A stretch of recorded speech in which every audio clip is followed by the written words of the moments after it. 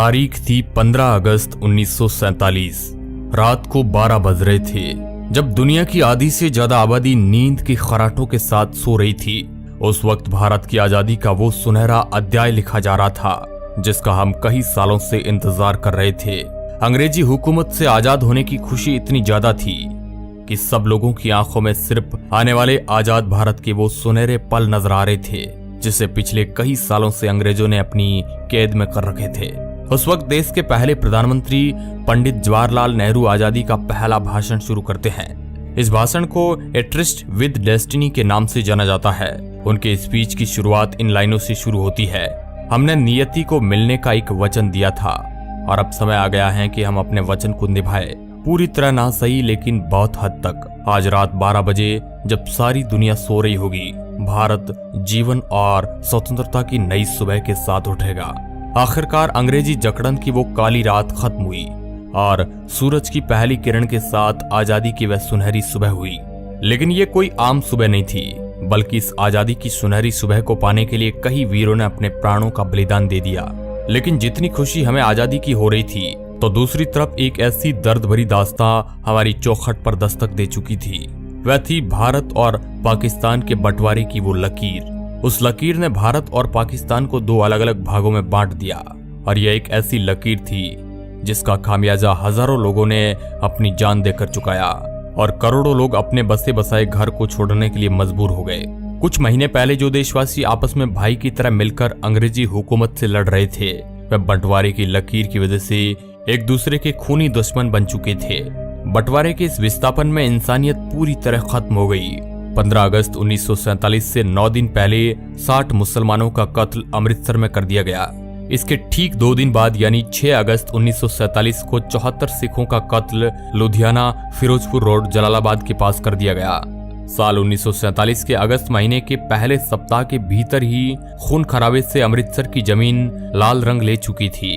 हर रोज तकरीबन 100 से अधिक लोग अपनी जान गंवाकर बंटवारे की कीमत चुका रहे थे। उस दर्द भरी दास्तान को आज देखा तो नहीं जा सकता है, लेकिन उस पल को महसूस जरूर किया जा सकता है। आजादी से 48 घंटे पहले यानी 13 अगस्त 1947 को लाहौर से अमृतसर के लिए एक ट्रेन रवाना होती है। लाहौर के मुगलपुरा स्टेशन से चली इस ट्रेन में अमृतसर एक भी जिंदा इंसान नहीं पहुंचा। 43 हिंदू सिखों को ट्रेन पकड़ने से पहले ही मौत के घाट उतार दिया गया।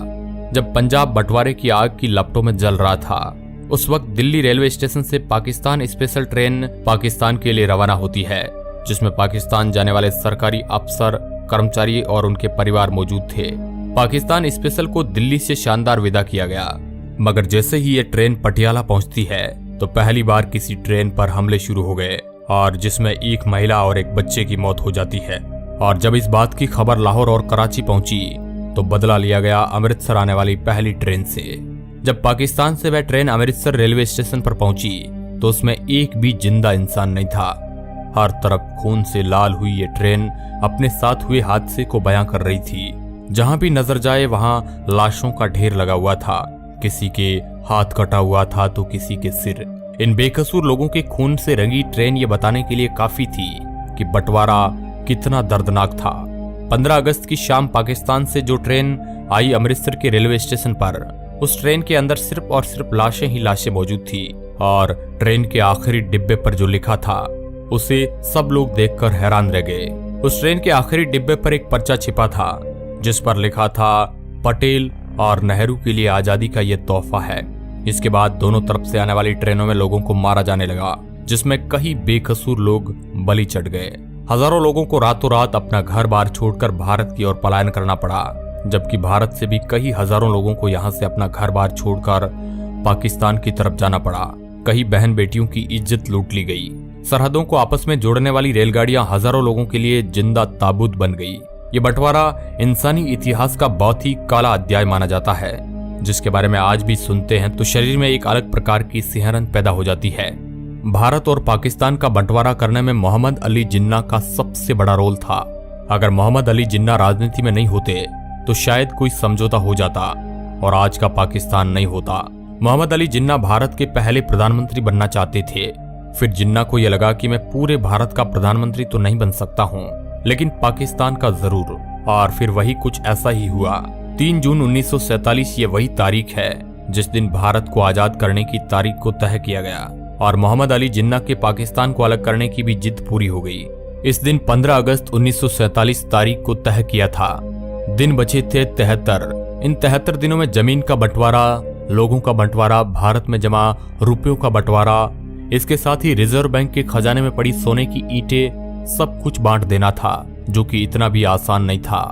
बंटवारे का यह काम 2 अनुभवी अधिकारियों के हवाले किया गया। इनका नाम था HM पटेल और दूसरे थे चौधरी मोहम्मद अली।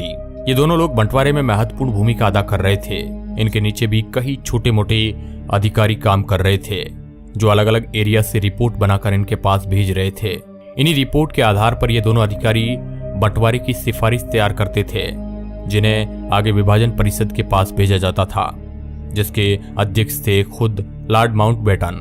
पैसों का बंटवारा कुछ इस तरह हुआ कि भारत की बैंकों में पड़ा पैसा अंग्रेजों से मिलने वाले पैसे में से 17.5% हिस्सा पाकिस्तान को दिया जाएगा और इसके बदले पाकिस्तान भारत के ऋण का 17.5% हिस्सा चुकाएगा।